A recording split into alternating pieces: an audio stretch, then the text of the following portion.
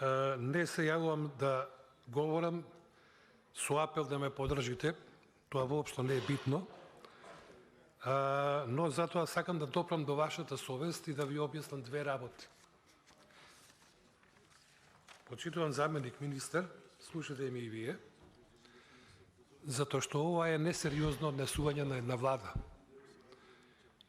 Во две насоки ќе биде мојата дискусија. Прво сакам да кажам дека од овој амандман па натаму имаме уште 6-7 амандмани кои што се исклучиво во делот на земјоделството и се однесуваат на водостопанскиот систем. Вредноста на амандманите е околу 395 милиони денари, односно 6 милиони 430 милиони евра. Ова го кажувам да го имате во предвид податокот кој што подетално ќе го објаснам. Прво, сакам да напоменам дека станува збор за четвртата гранка на хидросистемот Липково, кој што покрива 70% од целокупниот хидросистем. Се протега на територијата на две општини, Липково и Куманово, и со самото тоа, би го заминал Панчо Минов да остане да ме сослуша, заради тоа што сметам дека ќе биде корисно и неговото мислење, а и согласно со тоа што знам дека ќе се согласи со мене што зборувам. И со самото тоа, како што кажа, тој представува регионален цевковод.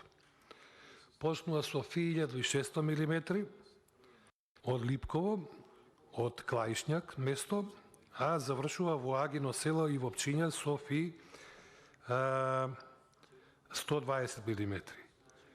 Сега целта на проектот е санација, а станува збор за 25 милиони денари. Тоа се 400.000 евра и ова памтете го.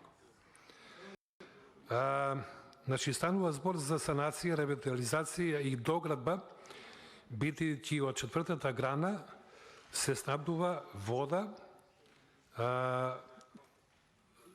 преку бајпасот, која всушност допрема технолошка вода до фабриката за вода во општинското комунално предпријатие, јавно предпријатие Водовод од Куманово, а во услови на скапа електрична енергија и зголемување на потребите на комуналното предпријатие, треба да се проектира и прилагоди како би можело да се дистрибуира вода и во зимски услови, и тоа треба да е приоритет покрај санацијата на постојните дефекти.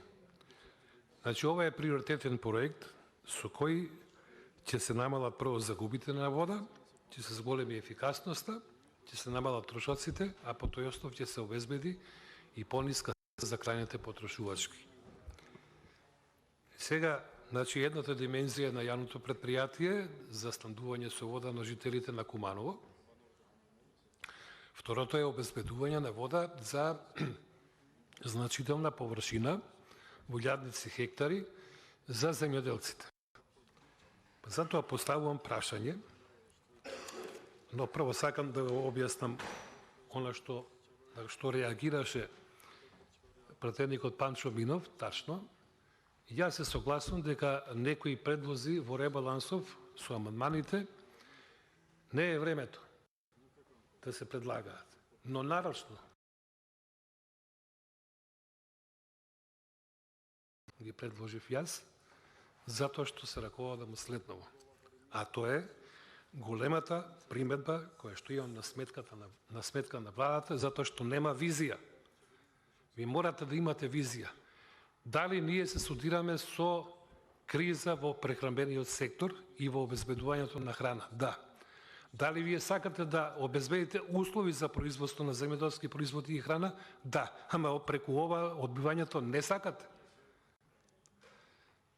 Македонија ќе биде во ситуација за оваа година да има недостаток од 100.000 тони меркантилна пченица.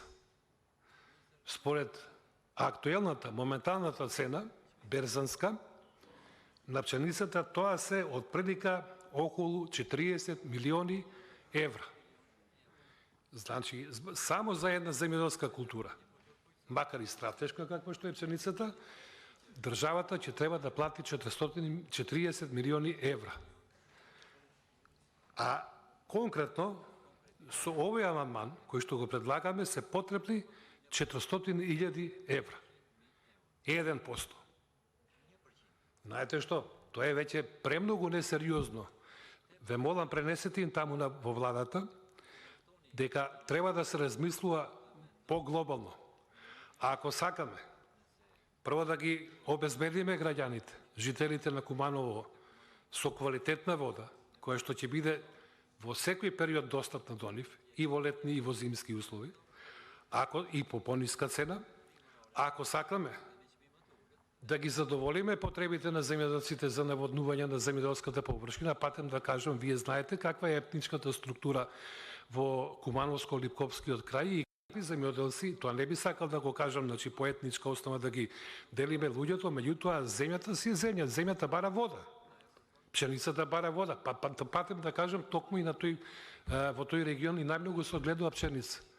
Со многу добар принос од скоро 4 тони по хектар, што е одличен принос за македонски прилики, за разлика од Светиниколско, каде што е многу понизок.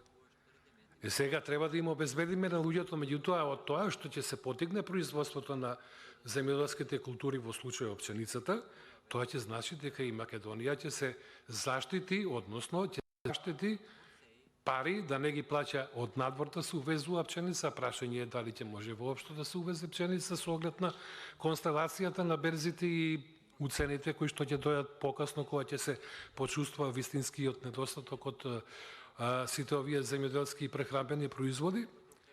И сакаме да ги задоволиме во што поголема мера нашите потреби со конкретно домашно производство. И сега зошто ги предложив овие амандмани? Или конкретно за овој амандман? Прво, многу ми е жал, меѓутоа, 2014-15 година тогашната влада донесе, прво изработи една проект студија за реконструкција, рехабилитација и проширување на водостопанскиот систем на цела територија во Република Македонија. Учествував јас во изготвувањето на таа програма. Ве уверувам дека буквално секој вентил и шахта на секој водоводен или каналски правец во Македонија ми е познат.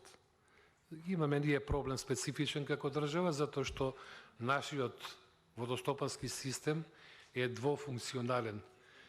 Некаде ни е потребно вода за наводнување, некаде ни е потребно истовремено и вода за одводнување.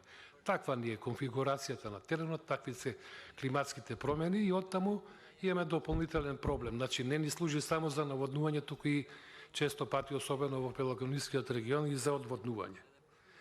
Сега врз основа на таа проект анализа, односно таа анализа па потоа проект, се изготви 10 годишна програма за реализација на оваа програма преку водостопанското предпријатие, тогаш, односно покасно, донесовме ние посебен закон за АД водостопанство на Република Македонија. Не навлегувам во сите дубиози кои што предходеа, да речам, на состојбата во која што се наоѓа денес водостопанството, околу тие водни заедници и така натаму, но сакам да кажам дека според програмата беа предвидени и дефинирани секоја година да се извојуваат по 20 милиони евра во водостопанскиот систем за следните 10 години, значи 200 милиони евра.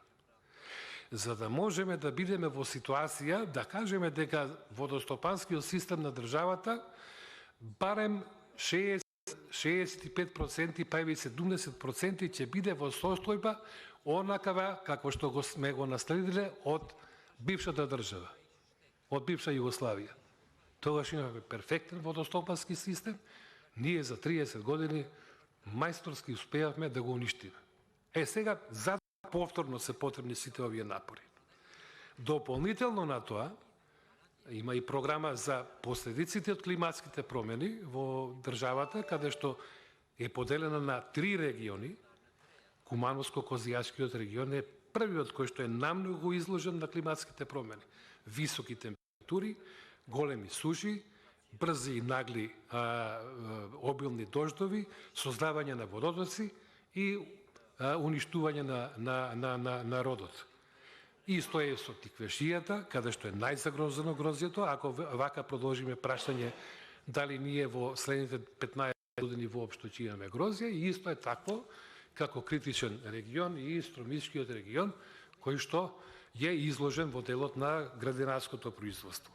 Но сега ќе се вратам на самиот почеток. 400.000 евра, споредено со 40 милиони евра кои што мораме да ги потрошиме.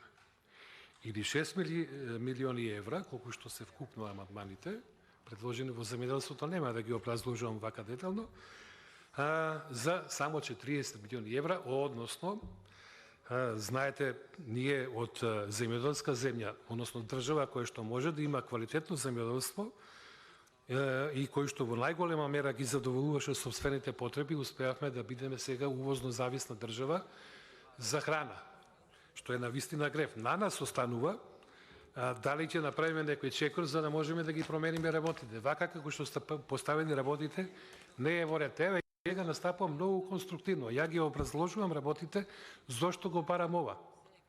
Значи, ние мораме да се определиме, сакаме ли производство на храна за да бидеме по-независни како држава и да не можеме да не зависиме од соседите или да не зависиме од берзите, да се молиме да добиваме некои ситуации, туку самите да си го обезбедуваме храната.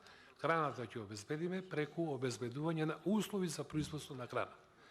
Не е тоа помош само за земјоделците, тоа е помош, еве во конкретно случај со предлогот што го давам кон владата, но тоа е пред се помош кон нашата држава и нашиот народ, сите граѓани во Македонија. Благодарам. Ви благодарам и на вас.